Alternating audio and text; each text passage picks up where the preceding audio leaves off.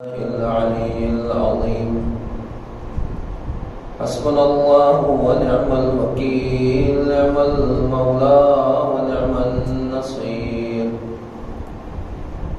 أعوذ بالله من الشيطان الرجيم بسم الله الرحمن الرحيم الحمد لله رب العالمين بارئ الخلائق أجمعين ثم الصلاة والسلام على أشرف الأنبياء والمرسلين سيدنا ونبينا بالقاسم محمد اللهم صل على محمد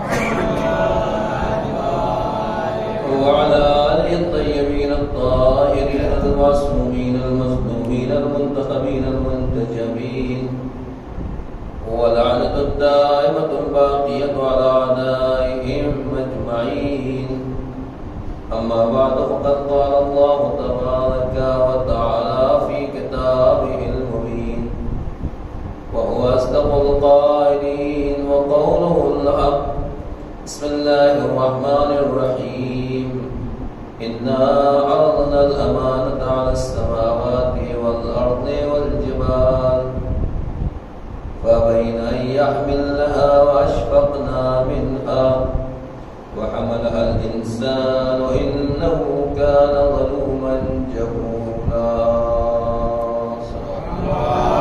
اللهم صل على محمد سورہ ورق احزاب سورہ نمبر 33 آیت نمبر 72 اللہ ارشاد فرمانا ہے بے شک ہم نے امانت کو پیش کیا آسمانوں کے اوپر والارض زمین کے سامنے والجبال اور پہاڑوں کے اوپر تو انہوں نے اس امانت کے بوجھ اور ویٹ کو اٹھانے سے انکار کر دیا اور انکار ہی نہیں کیا بلکہ اشفقنا منہا خوف ظاہر کیا ڈر کے گویا پیچھے ہٹ گئے وہ لوگ اور حملها الانسان لیکن انسان وہ تھا جس نے اس امانت کے بوجھ کو اٹھا لیا بے شک انسان اپنے حق میں بے حد بہت زیادہ نادان اور بے حد ظالم ثابت ہوا ٹاپک ہے موضوع ہے امانت داری کہ ہماری زندگی میں امانت داری کا کیا اثر ہوتا ہے اللہ نے پروردگار عالم نے جو کچھ بھی بنایا ہے وہ امانت داری کے اور طور پر ہمیں دیا ہے گفتگو بات یہ چلی تھی اور یہاں تک پہنچی تھی کہ امانت اور اس چیز کو کہا جاتا ہے جو ہمارے پاس ہے مگر ہماری نہیں پھر سوال یہ پیدا ہوتا ہے کہ ہمارے پاس کون سی چیز ہے جو ہماری ہے اور کون سی چیز ہے جو ہماری نہیں دنیا میں ہر آدمی کا یہ دعویٰ ہے یہ چیز میری ہے یہ گھر میرا ہے یہ گاڑی میری ہے یہ موبائل میرا ہے سب چیزیں ہماری ایک ہوتا ہے ملک حقیقی ایک ہوتی ہے ملک وجہ سے عربی زبان میں زیادہ آپ نہیں سمجھیں گے اردو میں کہا جائے ایک وہ ہوتا ہے جو اصلی کا مالک ہے اور ایک وہ ہے جو اصل میں مالک نہیں ہے بلکہ اسے کسی طریقے سے مالک مان لیا گیا ہے یہ موبائل میرا ہے تو میں یہ موبائل آپ کو دے دوں جب تک آپ کے ہاتھ میں آپ مالک سمجھے جائیں جب میں کہوں گا بھائی مجھے واپس دے دیجیے آپ مالک ہیں مالک کہے جائیں گے لیکن اصل مالک اصل اونر کون ہے کہ وہ آپ ہیں کہ ٹھیک ہے جو اس کا ہے وہ واپس لے لیں پوری کائنات میں پوری دنیا میں بھی جو کچھ بھی ہے یہ دنیا کس کی بنائی ہوئی ہے اللہ کی پروردگار کی اب مالک حقیقی اور مالک مجازی میں کیا فرق ہوتا ہے جو اصلی مالک ہے اور آرڈنری مالک جسے آپ کی زبان میں کہیں آرڈنری مالک وقتی طور کے اوپر جو مالک ہے ان دونوں میں کیا فرق ہوتا ہے مالک حقیقی وہ ہوتا ہے کہ جس کی ملکیت کو جس کے مالک ہونے کو آپ کبھی بھی ڈیزالو نہیں کر سکتے سر کبھی بھی ختم نہیں کر سکتے اس سے اس کی ملکیت کا حق نہیں لے سکتے یہ ہے مالک مالک کے حق اللہ نے کائنات بنائی، دنیا کے کتنے بڑے سے بڑے آ جائیں کہ نہیں میں نے خدا سے زمین چھین لی، ہو ہی نہیں سکتا۔ سورج کو اللہ سے میں لے لوں گا، ہو نہیں سکتا۔ دنیا کی کائنات کی جو بھی چیزیں ہیں وہ اللہ نے بنائی ہے، وہ مالک حقیقی ہے۔ اللہ کے لیے ملک ہے، تعطی الملک من تشاء، اللہ جس کو ملک دینا چاہے دے دیتا ہے، وتنزع الملک من تشاء، اور جس سے ملک واپس لینا چاہے لے دیتا ہے۔ 13 دن میں سرکار گر جاتی ہے، 3 دن میں سرکار گر جاتی ہے، اور کبھی کچھ جو کرسی پہ بیٹھنے والے ہیں وہی کرسی سے گر جاتے ہیں، بات ختم ہو گئی۔ ارے بھائی آپ تو اتنے بڑے کنٹری کے مالک تھے، آپ تو اتنے بڑے ملک کے کنگڈم کے مالک تھے، آپ کیوں کرسی سے گر گئے اور ختم ہو گئے، لوگ سنبھال نہیں پائے، ڈاکٹر بچا نہیں پائے؟ تب کہنے کو مالک تھے مگر اصل مالک کوئی اور ہے، کرسی دینے والا کوئی اور ہے۔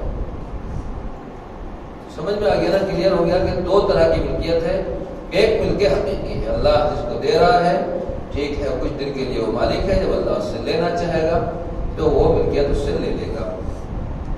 سورہ الحمد جو ہم یہ پڑھتے ہیں، اگر ہماری توجہ ہو، بسم اللہ الرحمن الرحیم، الحمدللہ رب العالمین، تمام تعریف اس اللہ کے لیے ہے جو عالمین کا رب ہے، الرحمن الرحیم جو رحمان ہے اور رحیم ہے، مالک یوم الدین جو قیامت کے دن کا مالک ہے، مالک یوم الدین جو قیامت کے دن کا مالک ہے۔ آواز آئے گی لمن الملک اليوم، ساری جھگڑے لڑائی کس بات کے ہیں؟ کرسی کی تو ہے نا بھائی۔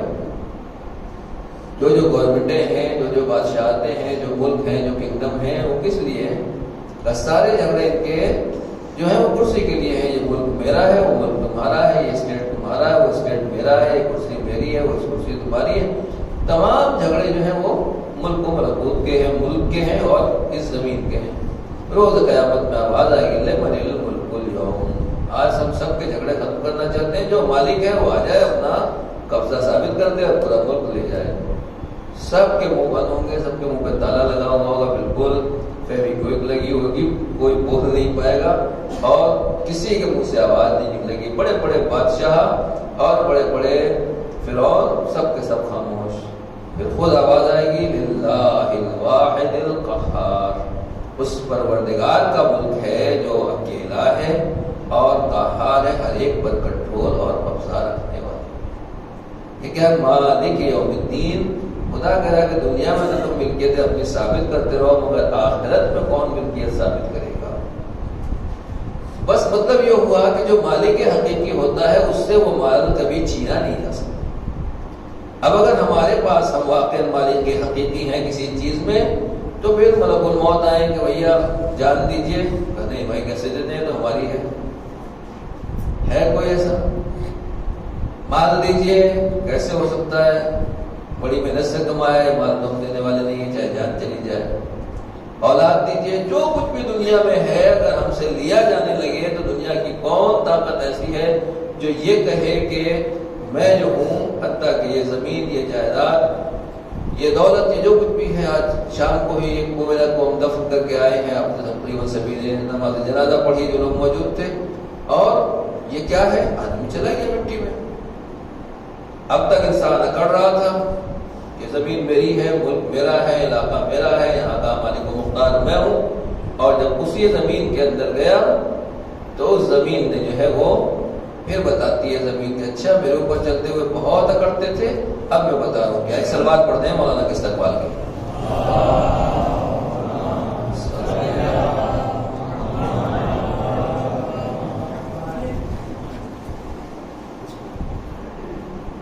تو بہرحال جو اکڑنے والے ہیں اور جو مومن ہیں، قد افلح المؤمنون، مومنین جو ہیں وہ بہرحال خاشعون، خشوع رکھنے والے ہیں اور خشوع کے ساتھ، بڑے اطمینان کے ساتھ چلنے والے ہیں۔ اب اگر انسان زمین میں گیا تو زمین کہتی ہے اچھا بہت اکڑ کے چلتے تھے، آج میں تمہاری ہڈیوں کو چکنا چور کروں گا، اب بتاؤ تمہیں مجھ سے کون بچانے والا ہے، تم میرے اوپر بہت اکڑ کے چلتے تھے۔ بس عزیزان گرامی، بات یہاں سے شروع ہوئی تھی کہ ایک مالک حقیقی ہوتا ہے اور ایک مالک مجازی ہوتا ہے۔ جو اصل مالک ہے اس سے کبھی کوئی چیز نہیں چھینی جا سکتی، اللہ سے، پروردگار سے کوئی چیز نہیں چھین سکتا۔ دنیا کا کوئی کتنا بڑا طاقتور ہو، لیکن اللہ جس سے جو کچھ لینا چاہے وہ واپس لے سکتا ہے۔ لیکن اگر یہ مالک کسی کو ان چیزوں کا مالک بنا دے تو پھر ظاہر سی بات ہے کہ اس کے اندر بھی وہ قوت، وہ طاقت، وہ پاور آ جاتی ہے. اور اللہ نے، پروردگار نے ہم کو بہت سی چیزوں کا مالک بنایا ہے، لیکن در حقیقت یہ مالک ملک مجازی ہے. ملک مجازی یہ ہے کہ جب اس کو واپس دینا ہو تو واپس دینا پڑے گا. اس کا مطلب یہ چیز ہے امانت. کچھ اللہ کے بندے وہ ہیں کہ جو ہمارے سے اوپر ہیں. ابھی میں نے عرض کیا کہ انسان زمین پر چل رہا ہے، مگر جب قبر میں جائے گا تو یہ زمین آدمی کو رضا رضا کر دے گی، بدن کے ٹکڑے پھیل جائیں گے، جس کی جیسی حالات ہوگی، جس کے اعمال ہوں گے. تو کیا ہے، ارے آپ ہٹے کٹے ہیں، ڈاکٹر ایک سے ایک نسخے، ایک سے ایک دوائیں، ایک سے ایک وٹامن استعمال کرنے والے ہیں. قبر میں جانے کے بعد قبر سے کہیے کہ بھائی مجھے ہاتھ نہ لگانا. ممکن ہے کوئی ہو دنیا کا بڑے سے بڑا آدمی؟ نہیں. قبر تو دیکھ لے گی، حساب کتاب چکا دے گی، سب کچھ ختم ہو جانے والا ہے. لیکن قبر میں بھی ہمیں کچھ ایسے لوگ دکھائی دیے جو 1000 سال کے بعد قبر کھولی گئی تو بالکل تر و تازہ جیسے نظر آیا، اور ان میں کوئی کمی نہیں نظر آ رہی ہے. چاہے وہ جناب حود کی قبر ہو، چاہے جناب حذیفہ ابن یمان کی قبر ہو، یا اسی طریقے سے اور دوسری قبریں ہیں کہ قبر کھودی جا رہی ہے اور وہاں سے وہ جنازہ تر و تازہ نکل کے آ رہا ہے. وجہ کیا ہے کہ اللہ نے زمین کو ملکیت ہماری قرار نہیں دیا، اپنی ملکیت میں رکھا ہے. مگر اللہ جانتا ہے کہ کون بندہ اس قابل ہے کہ اس زمین کے ذریعے سے اس کو عذاب دلایا جائے، اور کون سا بندہ وہ ہے جو میری راہ میں چلنے والا ہے اور میرے مطابق چلنے والا ہے. تو یہ زمین اس کو چھیڑ نہیں سکتی، ٹچ نہیں کر سکتی، ہاتھ نہیں لگا سکتی. جنازہ ویسا کا ہی ویسا رہے گا. شہزادی جناب رقیہ بنت الحسین یا جناب سکینہ حسین، امام حسین کی بیٹی جو زندان شام میں، ان کا واقعہ بھی آپ نے سنا ہے کہ قبر سے جنازہ نکالا گیا اور بالکل ایسے ہی تھا جیسے تازہ پھول کی طریقے سے جنازہ ہو. جب تک قبر تعمیر نہیں ہو گئی اسی طریقے سے ہاتھ میں لیے بیٹھے رہے. یہ کیا ہے کہ کچھ لوگ ایسے ہیں کہ زمین ان کو کچھ ٹچ نہیں کر سکتی. کیوں؟ اس لیے کہ یہ ڈائریکٹ مالک کے رابطے میں ہے، اور جب تک مالک اجازت نہیں دے گا زمین ہاتھ نہیں لگا سکتی ہے. میں کہوں گا یہ تو وہ ہیں جو غلام ہیں، یہ تو بچے ہیں، یہ تو معمولی لوگ ہیں، یہ تو امتی ہیں، یہ تو ماننے والے ہیں. جو خود ابو تراب ہو تو بتائیے اس کی کیا منزلت ہوگی. جو خود پیغمبر قبر میں آرام ہو کر رہا ہو اسے مٹی کیسے ہاتھ لگائے گی. صلوات پڑھ دے پر محمد والے محمد.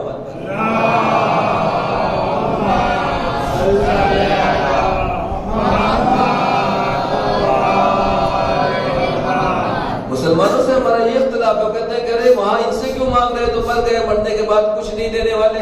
ہم بھی یہی کہتے ہیں کہ ٹھیک ہے، آپ کا مردہ وہ ہے جو مر گیا مردود، نہ فاتحہ نہ درود، کہیں کوئی پوچھنے والا نہیں. ہمارے بزرگ وہ ہیں جو قبر میں آرام کر رہے ہیں. یہ قبر کی کیا ہمت ہے، یہ مٹی کی کیا ہمت ہے کہ جن کے جو ان کے جسم نازنین کو ہاتھ لگا دیں. یہ تو مالک کائنات کے وہ بندے ہیں جن کے صدقے میں ایک قطرہ گرا تو یہ زمین بن کے تیار ہو گئی. صلوات پڑھ دے پر محمد والے.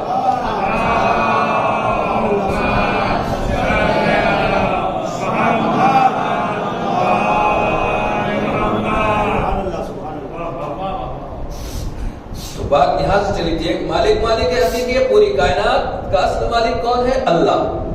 توجہ کیجیے گا ذرا. اور جب اللہ اصل مالک ہے تو اس نے جس کو دے دیا وہی صرف اس زمین کو استعمال کرنے کا صاحب اختیار ہوگا. اصل مالک کسی کو دے، جس کو دیا جائے گا وہ اختیار صاحب اختیار ہے، وہ دوسرا مالک کہلائے گا. اگر اس سے کوئی آدمی زبردستی لے لیتا ہے، چھین لیتا ہے، تو یہ آدمی غاصب کہلائے گا. جو ہم عقیدہ امامت کو رکھتے ہیں، عقیدہ امامت یہی ہے کہ اللہ نے کائنات کو محمد و آل محمد علیہ السلام کے لیے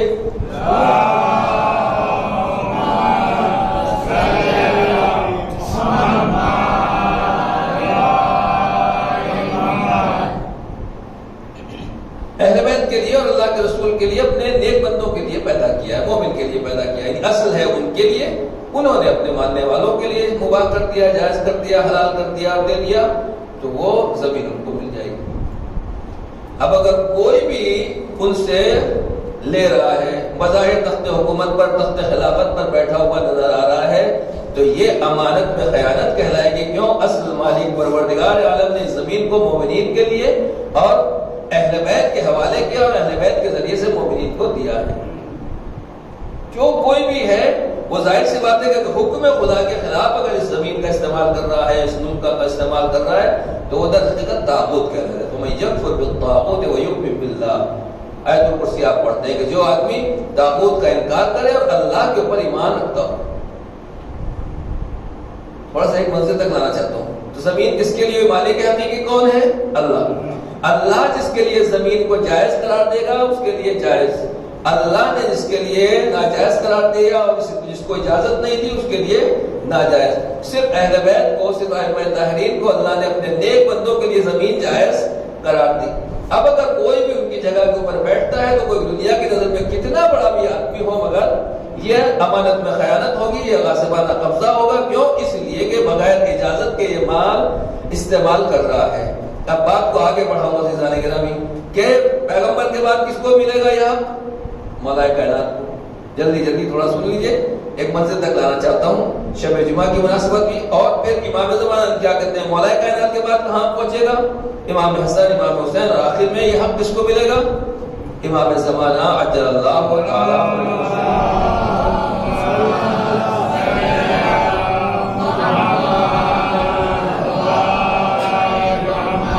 یعنی گویا امام کے پاس جو حکومت کا حق ہے، امام کے پاس جو امامت ہے یہ اللہ کی طرف سے ہے. وہ حجت خدا ہے، وہ ولی خدا ہے، اور وہ پروردگار عالم کی طرف سے اس کائنات کے قطب امکان ہے، اور سلسلہ متصل خدا اور رسول کے خدا اور بندوں کے درمیان کو سلسلے کو جوڑنے والی اس شخصیت کا نام ہے امام.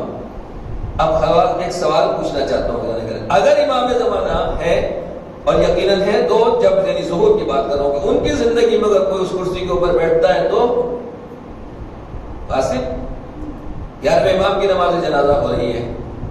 ابھی تذکرہ فرمایا تھا مولانا نے، دیکھیے بات سے بات آ جاتی ہے. کیا ہوگا نماز جنازہ میں؟ جتنی شان سے شاید 11ویں امام کی نماز جنازہ ہوئی ہے کسی اور کی نہیں ہوئی، یا 8ویں امام کی آپ کہہ سکتے ہیں. ظالم نے اپنے ظلموں کو چھپانے کے لیے بظاہر شان و شوکت دکھائی اور امام جماعت بنا کے اس کو کھڑا کیا جو امام نہیں تھا. آپ سنتے رہتے ہیں 5-6 سال کا بچہ آتا ہے اور کہتا ہے چچا یہ جگہ آپ کی نہیں، یہاں سے ہٹ جائیے پلیز. دامن پکڑ کے چچا کو ہٹا دیا اور امام کھڑے ہوئے اپنے بابا کی نماز جنازہ ادا کی.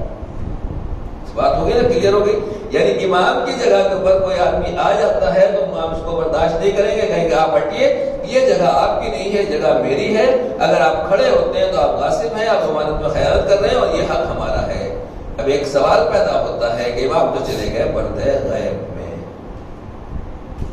ٹھیک ہے نا. اب اس زمین کے اوپر حکومت کا حق کس کو ہے؟ جس کا ڈنڈا مضبوط ہو، جس کے پاس ویپنس ہوں، جس کے پاس اسلحے ہوں، جس کے پاس ووٹ زیادہ ہوں. توجہ کیجیے گا، بات کلیئر ہے نا. اسٹارٹنگ کا ایک ملک حقیقی ہے جو اصلی مالک ہے، اور ایک اصلی مالک ہے جو کسی چیز کو دوسرے کو یوز کرنے کو نہیں دیتا ہے.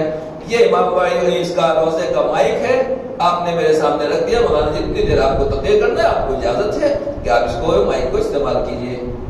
تو مالک حقیقی دنیاوی اعتبار سے یہ روزہ کہلائے گا، یہ ٹرسٹ یا انجمن جماعت کہلائے گی. میں استعمال کر رہا ہوں، فی الحال مجھے پرمیشن دی گئی. اب اگر کوئی میرے سامنے سے مائک لے لے تو یہ کیا ہوگا؟ اب امام تو پردہ غیب میں چلے گئے، حکومت کا حق کس کو ہے؟ شرابیوں کو، کبابیوں کو، جواریوں کو، بے ایمانوں کو، لوٹ مار کرنے والوں کو، ڈاکوؤں کو، بے دینوں کو، لاپذہبوں کو، اللہ کا انکار کرنے والوں کو، اہل بیت کے دشمنوں کو. کس کو ہے؟ مدد کیجیے پلیز میری. ہاں بھائی کون ہے اس کو؟ جی بات ہم نے کیا کہ زمین اللہ نے مومن کے لیے بنائی ہے. تو زمین جب مومن کے لیے بنائی ہے تو پہلے اللہ نے زمین کا اختیار پیغمبر کو، نبیوں کو دیا، پھر پیغمبر کو دیا. پیغمبر سے ہوتا ہوتا ہے امام زمانہ تک آیا. اب امام پردہ غیب میں جا رہے ہیں تو یہ زمین کے امام زمین پر موجود ہیں، پردہ غیب میں ہے، ہمیں دیکھ رہے ہیں، سب کچھ ہے، مگر ظاہری اعتبار سے گورنمنٹ کا حکومت چلانے کا حق کس کو ہے؟ مشکل ہو گیا سوال کچھ. کہا اس آدمی کو گورنمنٹ چلانے کا اس زمین کا اسلامی اعتبار سے اور شیعہ مذہب کے اعتبار سے، فقہ اہل بیت کے اعتبار سے اس کو اختیار ہے جو اپنے زمانے کا سب سے بڑا مومن ہوگا. شارٹ میں اپنے بچوں کو سمجھاتا بھائی مومن کا ہی تو حق ہوا نا. تو ہم سب مومن ہیں، ہم سب لڑنے لگے بھائی مجھے حکومت چاہیے، مجھے کرسی چاہیے، مجھے کرسی چاہیے. تو آپ کہیں گے مولانا پھر سب مومنین میں آپس میں جھگڑا ہوگا. کہ نہیں، مومنین میں جھگڑا ہونے والی بات نہیں، مومن جھگڑا کرتے ہی نہیں. اگر مومن ہوگا تو جھگڑا ہونے کا سوال ہی نہیں ہوتا. کہیں نہ کہیں ہمارا ایمان کمزور ہے اور دنیا اس میں غالب آ رہی، لہٰذا اختلاف ہو سکتا ہے. کہا پھر کیسے ہم کیا کریں گے؟ یہ کس کو حکومت ملے گا؟ جو سب سے بڑا مومن ہوگا اسی کو آپ حکومت مان لیے، حاکم مان لیے. اسی کو ہم اپنی زبان میں مرجع تقلید کہتے ہیں، مجتہد کہتے ہیں، ولی فقیہ کہتے ہیں، نائب امام کہتے ہیں. ہے کوئی مشکل کام؟ لیکن عزیزان گرامی، کل میں نے عرض کیا تھا کہ منبر بنانے والے کیسے کیسے لوگ ہیں. آپ دیکھ لیجئے، خدا کے بارے میں، رسول کے بارے میں، امام کے بارے میں، اہل بیت کے بارے میں، دین، مذہب، شریعت، قرآن کے بارے میں بھی مولانا نے بتایا کہ کیسی کیسی آیتیں گھڑی جا رہی ہیں اور کیا کچھ ہو رہا ہے اس منبر سے. اسی طریقے سے سب سے زیادہ مخالفت مراجع تقلید کی کیوں ہو رہی ہے؟ ولی فقیہ کی مخالفت کیوں ہو رہی ہے؟ دنیا کے چوروں بدماشوں کو کبھی یہ برا وہ کہتے ہوئے نہیں دکھائی دیں گے، مگر جہاں ولیت فقیہ کا معاملہ آ جائے گا ان کی زبان میں درد ہونے لگتا ہے. بات یہ ہے کہ پتہ چل رہا ہے کہ اصل زمین کی حکومت کا اختیار اللہ نے صرف مومن کو دیا ہے. تم سب سے بڑے مومن بن جاؤ، ہم ان کو چھوڑ کے آپ کو مارنے لگیں گے. ہمیں کوئی پریشانی تھوڑی ہے، ہمارا کوئی جھگڑا تھوڑی ہے. آپ ہندوستان میں دعویٰ کرتی ہے کہ مجھ سے بڑا کوئی مجتہد نہیں ہے، مجھ سے بڑا کوئی عالم نہیں ہے، مجھ سے بڑا کوئی دین و شریعت کا جاننے والا نہیں. اچھی بات ہے، وہاں کیوں جائیں گے؟ آپ کو مارنے لگیں گے. پہلے ہوتے تھے علماء نے جب باقاعدہ ہمارے ہندوستان کے علماء سے اجازت لیتے تھے، احترام کرتے تھے، کاپیاں بھیجی جاتی تھی یہاں سے وہاں، اور بہرحال اس طرح کا کمیونیکیشن تھا، آج بھی ہے. میں کہنا یہ چاہتا ہوں کہ جو لوگ آج مرجعیت کو توڑنا چاہتے ہیں، ان کی لڑائی مرجعیت سے نہیں ہے. در حقیقت یہ باطل اور طاغوت کی لڑائی ہے جو اللہ کی نمائندگی سے ہو رہی ہے. یہ جانتے ہیں کہ یہ نمائندہ امام زمانہ ہے، یہ نائب امام ہے. اگر ان کی حکومت جاری رہی تو پھر طاغوت کا کہیں نام و نشان نہیں رہے گا، اور جہاں کہیں بھی ان کی حکومت نہیں ہوگی جو ان کی مرضی کے بغیر آئے گا وہ طاغوت کہلائے گا، چاہے کوئی بھی ہو، کسی بھی شکل میں ہو. صلوات پڑھنے پر محمد والے محمد.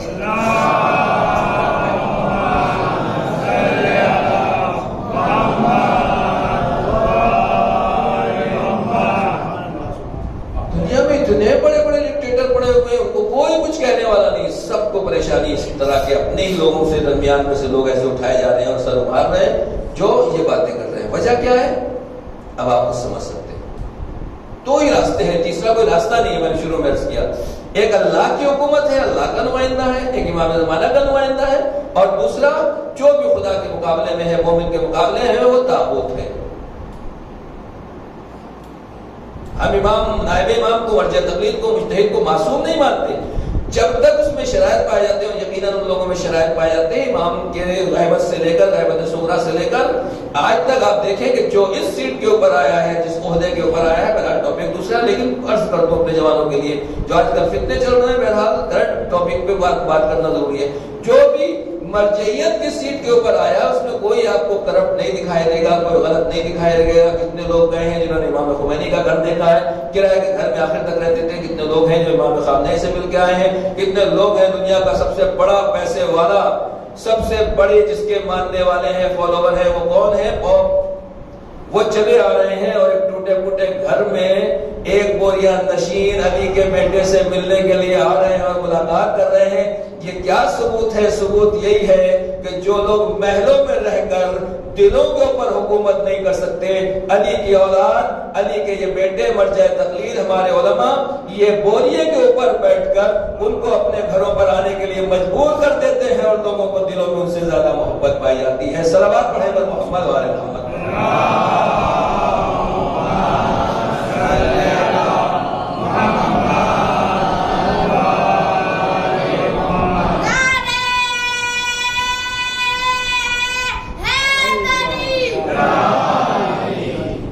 لہذا مرجعیت کی طاقت، مرجعیت کی قوت، بہرحال اس کو دیکھیں اللہ نے بہت بڑی نعمت دی ہے. اللہ کا شکر ہے، احسان ہے، اس کا کرم ہے. مالک، ابھی مولانا نے دعا کا جملہ پڑھا تھا کہ پروردگار اس نے کیا پایا جس نے تجھے کھو دیا، اس نے کیا کھو دیا جس نے تجھے پا دیا. اسی دعا میں امام نے فرمایا ہے سلام ہو سید الشہداء کے اوپر. اسلامی حکومت کیا ہے پتہ ہے؟ ہم جس زمانے میں ہم لوگ جی رہے ہیں، ان بزرگوں سے پوچھیے آپ 40 سال پہلے کیا حال تھا، 50 سال پہلے کیا حال تھا، یہاں کا، عراق کا، نجف کا، کربلا کا اور ایران کا، ہر جگہ کا کیا حال تھا. پوچھئے بزرگوں سے. نہیں ہے، نیٹ پہ جائیے، سرچ کیجئے، ہسٹوری آپ کے سامنے ہے. وہ اندھیرا، وہ پریشانی، وہ ذلت سوچ نہیں سکتے. بچوں کے سامنے میں ممبر سے بیان نہیں کر سکتا ہوں جیسے ہماری تاریخ ہسٹری گزری ہے 50 سال پہلے. امام کہتے ہیں پروردگار تیرا شکر ہے کہ تو نے مجھے پیدا کیا مگر ظالموں کے دور حکومت میں نہیں پیدا کیا، بلکہ اسلام کا چراغ جلنے کے بعد جب پیغمبر کی حکومت بن گئی تب مجھے تو نے اس دنیا میں بھیجا۔ تو میں نے اپنی آنکھوں سے ہر جگہ سجدے ہوتے ہوئے دیکھے، تیری عبادت اور بندگی ہوتی ہوئی دیکھی۔ اس کا مطلب یہ ہے کہ جب اسلامی ماحول اور سماج میں انسان قدم رکھتا ہے تو یہ قابل شکر ہوتا ہے۔ امام سجاد ہوتا ہے، امام حسین علیہ السلام عرض کر رہے ہیں کہ خدایا تیرا شکر ہے کہ تو نے مجھے ایسے زمانے میں بھیجا جب اسلام کا چراغ آ چکا تھا۔ ہم بھی اللہ سے یہی کہنا چاہتے ہیں پروردگار تیرا شکر ہے کہ تو نے اس دور میں بھیجا ہے جب انقلاب اسلامی کی روشنی پوری دنیا میں پھیل رہی ہے، مرجعیت کی طاقت کو ہر ایک نے پہچانا ہے، مرجعیت کی آواز کے اوپر جوان لبیک کہتے ہوئے جان دینے کے لیے تیار ہے۔ یعنی دنیا کو ساری پریشانی نہ اسلام سے ہے، نہ تشیع سے ہے، نہ کسی اور چیز سے ہے، اس کو پوری پرابلم اگر کچھ ہے تو انہی مراجع تقلید سے ہے کہ جب تک یہ ہے ہماری کوئی سننے والا نہیں ہے۔ یہ ایک اشارہ کرتے ہیں تو جوان اپنی جانیں دیتے ہوئے نظر آتے ہیں، روزوں کی حفاظت کرتے ہوئے نظر آتے ہیں۔ صلوات پڑھتے پر محمد و آل محمد۔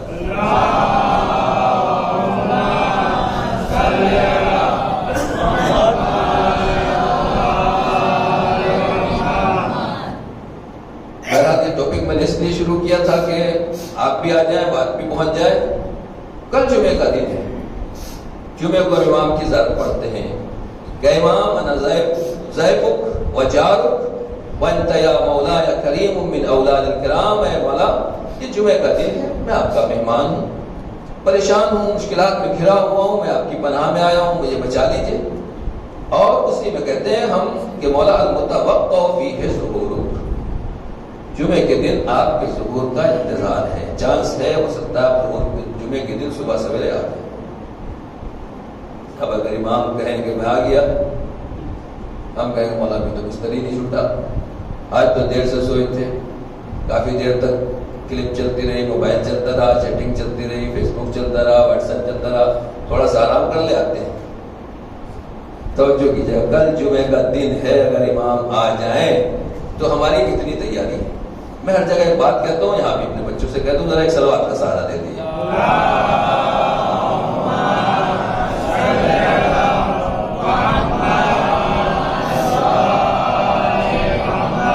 مثال میں بچوں کے لیے دیتا ہوں، بڑوں سے معافی کی چاہتے ہوئے کہ بہرحال اتنا نہ پڑھا لکھا ہوں، نہ اتنی علمی بات کرتا ہوں، وہ بات کرنا چاہتا ہوں جو ان بچوں کی سمجھ میں آ جائے، پڑھے تو سمجھے ہوئے۔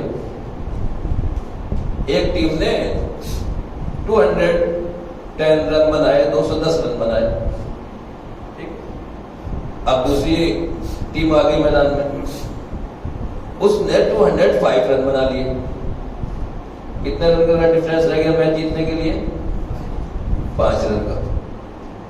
اب یہ 5 رن کتنی دیر میں بنتے ہیں؟ اب تو 2020 کی جنریشن ہے، بزرگوں سے پوچھئے جب ون ڈے وہ چلتا تھا ٹیسٹ میچ تو 5-5 6-6 اوور میڈن چل جاتے تھے، اب تو آپ جانتے بھی نہیں میڈن کیا چیز ہوتا ہے۔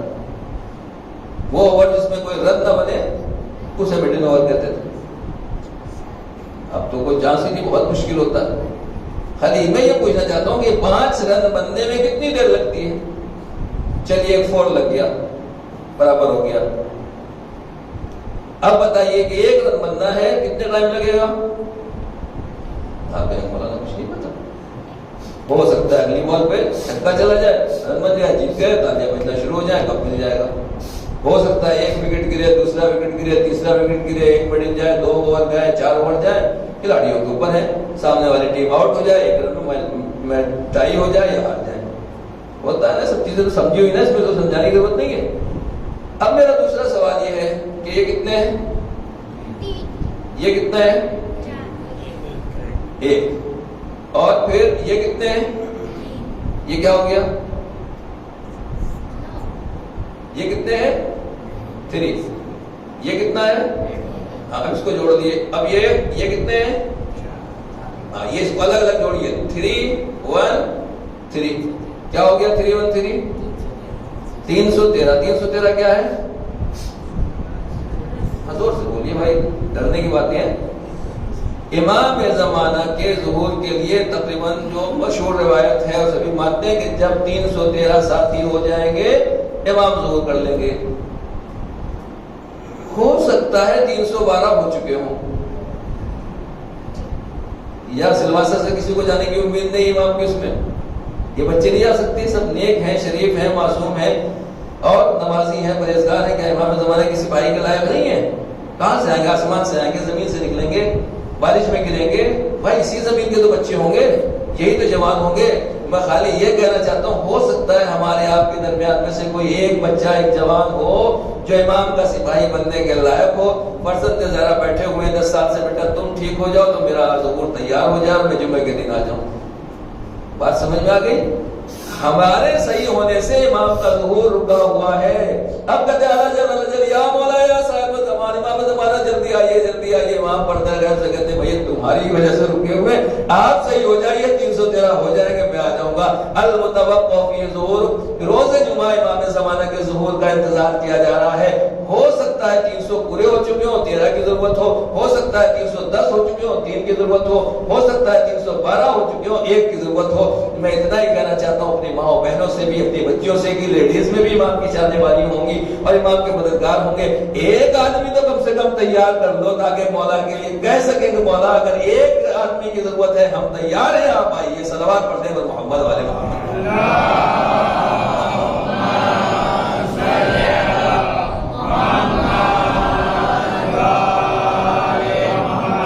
کوئی مشکل ہے امام کا ساتھی بننا؟ مشکل ہے تیاری کرنا؟ ہم دنیا داری میں لگ رہے ہیں, بزنس میں لگ رہے ہیں, کاروبار بری بات نہیں ہے. میں پہلے بھی کہہ چکا ہوں, اسلام نے منع نہیں کیا, یہ سب اسلامی احکامات ہیں.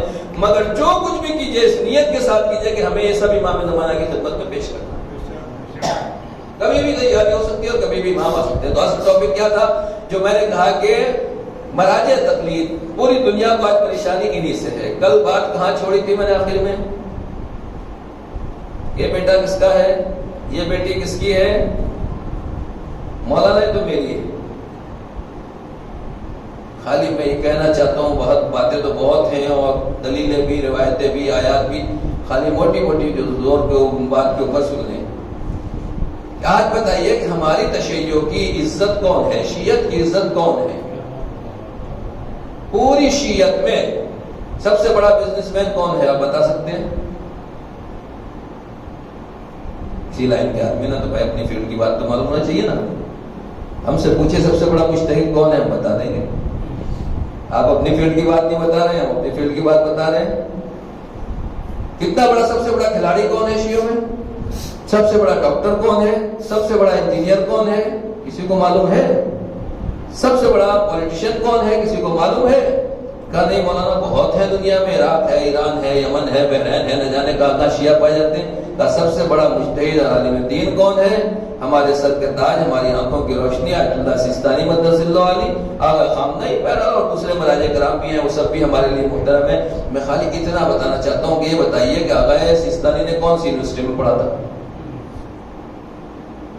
کون سی یونیورسٹی میں پڑھا؟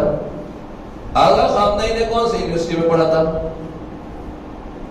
ارے جن کے لیے آپ اپنی جان قربانی سے, یہ دل میں کوئی شک نہیں ہے کہ یہاں کون ہے, ہو سکتا ہے جو کہ نہیں میں ان کو نہیں مانتا, نہیں, یقیناً الحمدللہ ہر ایک کے دل میں ان کا ایمان ہے, محبت ہے, اور ہم اپنی جان ان کے لیے قربان کرنے کے لیے تیار ہیں. قوم کے کسی بھی طرح سے ہو, بہرحال کہیں ذہن برین واش کیا جائے, کچھ بھی ہو, مگر سب کے سب بچے جوان, قوم جو ہے جب وقت آئے گا جو کچھ بھی ہوگا قوم نے ثابت کیا ہے, ہم ان کے لیے جانے دینے کے لیے تیار ہیں. خالی میں یہ کہنا چاہتا ہوں کہ بتائیے انہوں نے کون سے یونیورسٹی میں پڑھا, کون سے کیمبرج میں پڑھا, کہاں پڑھا, یا آکسفورڈ میں پڑھا, کہاں پڑھا؟ کاؤسی نے جب کہ ٹوٹے پھوٹے مدرسوں میں پڑھا کرتے تھے, کپڑے بھی پھٹے ہوتے تھے, کتابیں بھی پرانی ہوتی تھیں, لیکن پڑھ کے کہاں پہنچ گئے آج؟ آغا خامنہ ان کا بھی یہی حال تھا کہ آج کہاں پہنچے ہوئے؟ اب میں کہوں مولانا پلیز اللہ نے آپ کو بیٹا دیا ہے, بڑا جینیس ہے, 98% لایا ہے, اس کو مدرسے میں بھیج دیجئے. ارے مولانا اس کا کیا فیوچر ہوگا؟ 2 اللہ نے نمونے بٹھا رکھے ہیں, اس کے بعد بھی اگر کوئی ایمان نہ لائے تو اس سے بڑا بے ایمان کون ہوگا؟ صلوات پڑھتے ہیں محمد والے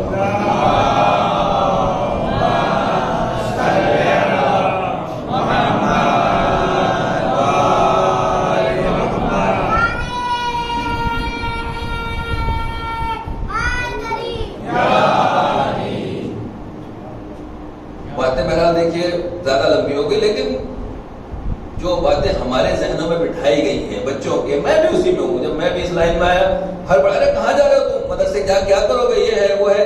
بہکانے والے تھے، لیکن بہرحال خدا ہماری والد کے درجات کو بلند کرے اور مولانا غلام صاحب اللہ مقامہ کے درجات کو بلند کرے. اور گانے جانا ہے زبردستی بھیج دیے گئے، آج آپ کے یہاں زبردستی بلا کے بٹھا دیے گئے. آواز سن رہے ہیں؟ ہمیں یہ بتایا گیا، یہ سمجھایا گیا، ہر چھوٹا بڑا یہ کہے گا مدرسے میں جا کے ہوتا کیا ہے. جس نے مدرسے میں پڑھا ہے، جو واقعی مدرسے کا وفادار ہے، اس سے پوچھیے کہ مدرسے کیا بنتے ہیں، ان میں کیا بنتے ہیں آدمی. گڑبڑ تو ہر جگہ ہے. پیغمبر کے پیچھے نماز پڑھنے والوں میں گڑبڑ نہیں تھی کیا؟ امیر المومنین کے پیچھے کھڑے ہونے والوں میں تلوار کس نے ماری امیر المومنین کے سر کے اوپر؟ کہاں تھا وہ؟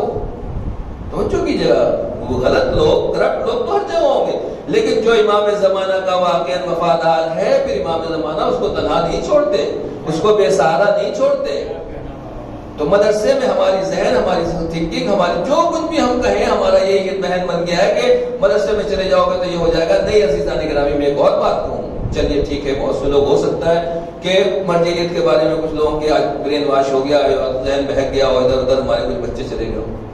اس شیعہ کا نام بتائیے جو یہ کہے کہ میں فرش اعضا پہ نہیں آؤں گا اور میں شیعہ ہوں، میں عزاداری نہیں کروں گا، ماتم نہیں کروں گا، موانوہ نہیں پڑھوں گا. ایک آدمی کا بتا دیجیے. آپ کہیں گے مولانا یہ ہو ہی نہیں سکتا، کوئی آدمی شیعہ ہو، مسلمان ہو، کوئی اہل بیت ہو اور وہ بہرحال بات زیادہ لمبی نہ ہو جائے. خالی یہ بتانا چاہتا ہوں کہ یہ بتائیے کہ یہ عزاداری کس کے دم سے باقی ہے؟ آپ کو مجلس کے لیے ذاکر لگے گا نہیں لگے گا؟ عالم چاہیے نہیں چاہیے؟ مولانا چاہیے نہیں چاہیے؟ خطیب چاہیے نہیں چاہیے؟ دو ہی طرح کے خطیب ہیں. کچھ وہ ہیں جو مدرسوں سے پڑھ کے آ رہے ہیں اور وہ ممبر کے اوپر بیٹھ رہے ہیں، وہ آپ کو دین پہنچا رہے ہیں. 1400 سال سے اس عزاداری کی حفاظت ڈاکٹروں نے کی ہے، انجینئروں نے کی ہے، سائنٹسٹ لوگوں نے کی ہے، آئی ٹی کے انجینئروں نے کی ہے، کسی اور نے کی ہے. جب عزاداری کا معاملہ آئے گا، پیسے پہ پیسہ، دولت پہ دولت، جو کچھ بھی امام حسین کے لیے جان دینے کے لیے تیار ہیں. اور جب طالب علم اور مولانا بنانے کا معاملہ آئے گا، مولانا بچے کا فیوچر کا خیال ہے. یہ کیا کنٹروورسی ہے؟ یہ کیا مزاج ہے، کیا عادت ہے؟ جس عزاداری کو آگے بڑھانا ہے، اس عزاداری کے لیے آپ کو پہلے سے اچھا عالم تیار کرنا پڑے گا، اچھا خطیب تیار کرنا پڑے گا، اچھا ذاکر تیار کرنا پڑے گا. اور جب اچھا ذاکر تیار کریں گے تو آپ کا عزاداری کا لیول اتنا ہی اونچا ہوتا چلا جائے گا. اچھا تیار نہیں کریں گے تو ہمارے جیسے طالب علموں کو سننا پڑے گا.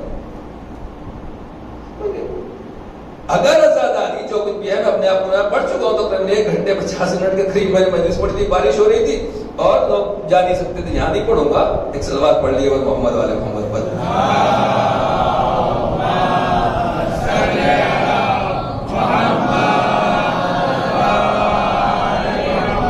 یہ اربعین کا موقع تھا اور باہر جلوس آنے والا تھا اور پبلک لوگ بیٹھے ہوئے تھے. بارش اتنی تیز تھی کہ جا نہیں سکتے. میں کہا ٹھیک ہے، میں ممبر میں بیٹھا ہوں، آپ نیچے بیٹھے رہیں گے.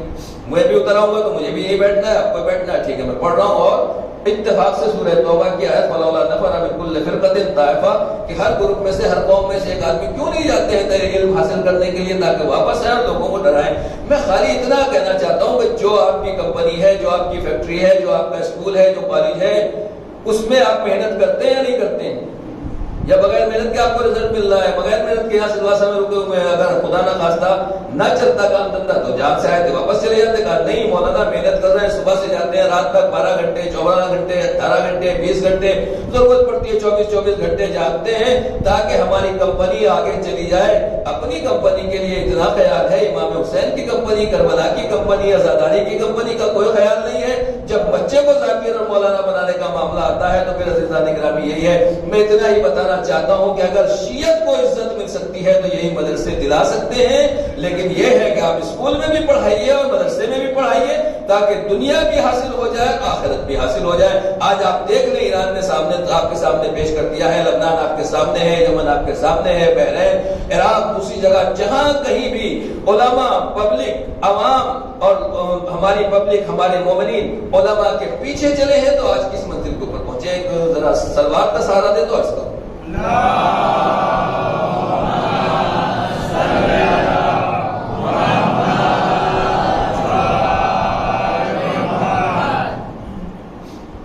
بات دوسرے اینگل پہ جا رہی ہے لیکن یہ کرنٹ ٹاپک ہے. مرجعیت کی طاقت کو سمجھے میرے بچے، ضروری اور واجب سمجھتا ہوں میں اس کو. اصل ٹاپک کو چھوڑ رہا ہوں، بہرحال میری عادت نہیں ہے لیکن سن دیں. داعش کو کس نے مار کے بھگایا؟ ISIS کو کس نے مار کے بھگایا؟ کس نے مار کر بولیے؟ جی داعش ISIS کو عراق سے کس نے مار کے بھگایا؟ بولیے کسی کا نام تو لیجیے، میرا نام لے لیجیے، اپنا لے لیجیے. نہیں اگر سستانی نہیں کہہ رہے تھے حشد الشعبی یعنی جس کو کہتے ہیں والنٹیئر فورس، اس کا ترجمہ ٹرانسلیشن ہے والنٹیئر فورس. یہ والنٹیئر فورس کہاں سے آئی؟ بولیے جلدی جلدی، ٹائم نہیں، جتنے دیر میں آپ بولیں گے اتنا آپ کا ٹائم جائے گا. حشد الشعبی جو والنٹیئر فورس ہے عراق کی، وہ بچے اس میں کہاں کے ہیں؟ ہاں بولیے. سب کے سب عراقی ہیں، کوئی باہر کا نہیں ہے. توجہ کیجیے گا، اگر آپ کے ذہن میں ہے کہ نہیں باہر سے گئے، نہیں، ان میں کوئی باہر کا نہیں. جو حشد الشعبی ہے اصل، وہ سب کے سب عراق کے ہیں. اب میں آپ سے پوچھنا چاہتا ہوں کہ ان عراق کے ان بچوں نے داعش ایسے لوگوں کو، آتنکوادیوں کو عراق سے نکال کے باہر کر دیا، روزوں کے قریب پہنچ چکے تھے، گھسنے نہیں دیا. بہرحال جو کچھ بھی ہے وہ آپ کے سامنے ہے. 30 سال پہلے کیا تھا؟ یہ عراق کے جوان تھے اور ایران کے اوپر میزائل مار رہے تھے. یہی شیعہ تھے، سنی تو نہیں تھے، اس میں شیعہ بھی تھے ان گروپ فوجوں میں. ورنہ بعد میں کربلا میں جو ہنگامہ ہوا کون تھے؟ سمجھ میں آ گیا بات؟ واضح ہو گئی، کلیئر ہو گئی ہے نہیں؟ 30 سال پہلے یہی عراق کے جوان، جن میں شیعہ 70 کے سے اوپر جو ہے شیعہ پاپولیشن ہے عراق میں، تو فوج میں بھی اتنے ہی % شیعہ تھے صدام کی، اور وہ ایران سے فائٹ کر رہے تھے، لڑ رہے تھے، ان کے جنرل کرنل لڑ رہے تھے، اور باقاعدہ ایران کے اوپر بمباری جنگ جو کچھ بھی ہے اس میں وہ شامل تھے. تو یہ 30 سال میں کیا ہو گیا کہ پہلے وہ ادھر مار رہے تھے اپنے آپس میں، اپنے بھائیوں کو قتل کر رہے تھے، آج انہوں نے داعش ISIS کو ختم کر دیا. اس زمانے میں نجف میں گولیاں چل رہی ہیں، کربلا میں گولیاں چل رہی ہیں، وہاں خون کر میں نے عرض کیا کہ کیا حالات تھے عراق کے، ہر جگہ خون خرابہ تھا. مگر آج جو ہے معاملہ الٹ گیا. اب ارمین کے جلوس جا رہے ہیں، وجہ کیا ہوئی؟ خالی کیا فرق ہوا؟ بتائیے کیا ہوا؟ اس زمانے کے جوان میں آپ کا ٹائم ملوں گا. اس زمانے کے جوان کیونکہ علماء کے پیچھے نہیں چل رہے تھے، اللہ نے سر کے اوپر صدام کو مسلط کر دیا. ایک جنر بھول گیا، صدام ابھی گیا نہیں، امریکہ کو مسلط کر دیا. پروردگار نے کہا ایک سے ایک بدماش، ایک سے ایک برے آدمی کو مسلط کروں گا تاکہ علماء کے پیچھے نہ چلنا. شہید باقر صدر کے اوپر واقعا کیسے بزرگ، کیسے جینیس، سینچری میں ایسا آدمی نہیں ہوا. سرچ کیجیے شہید باقر صدر کیا تھے. وہ شہید کر دیے گئے، لوگوں کو بلاتے رہو آؤ آؤ اٹھو، مگر کوئی صدام کے خلاف نہیں اٹھا. کہا ایک آدمی مارا گیا، کہا ٹھیک ہے سب کے سب مارے جاؤ گے. کربلا میں امام حسین نے مدینے میں لوگوں کو بلایا، کلمہ عرض کیا کہ نہیں کوئی اٹھا، کہا مدینے میں مارے جاؤ گے. مکے والے نہیں اٹھے، کہا مکے میں مارے جاؤ گے. نجف والے نہیں اٹھے، نجف میں مارے جاؤ گے.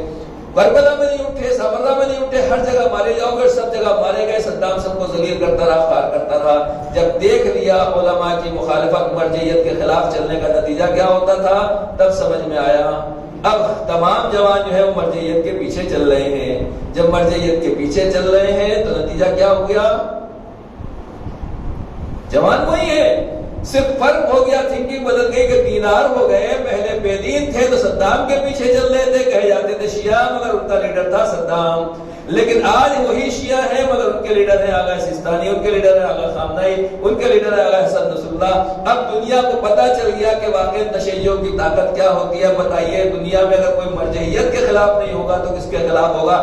پوری دنیا میں طاغوتی حکومتوں کو اگر کوئی چیلنج دے رہا ہے تو یہی مرجعیت ہے، یہی علماء ہے، اور یہی وہ ہے جو مدرسوں کے پڑھنے والے طالب علم ہیں. صلوات پڑھنے پر محمد والے محمد.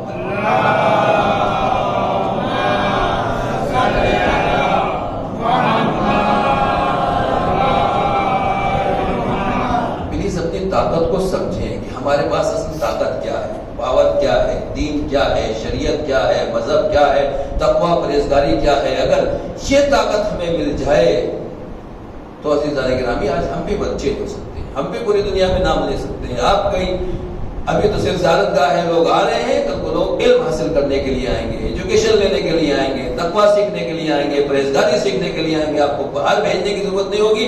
یہ بچے یہیں تیار ہوں گے جو امام زمانہ کے سپاہی بنے. اور کچھ آگے جا سکتے ہیں، آپ کے پاس ہر طرح کے اللہ نے امکانات، اور خدا کی طرف سے ہر طرح سے آپ کو پروردگار عالم نے حجت تمام کر دی ہے. میں خالی ہوا میں باتیں نہیں کر رہا ہوں، بات ختم ہوگی. 40 مارچ سب لوگ جا رہے ہیں 40 میں زیارت کے لیے. اللہ پروردگار واقع جن کے دل میں تمنا تھی پروردگار ان سب کو زیارت کی توفیق عنایت فرمائے.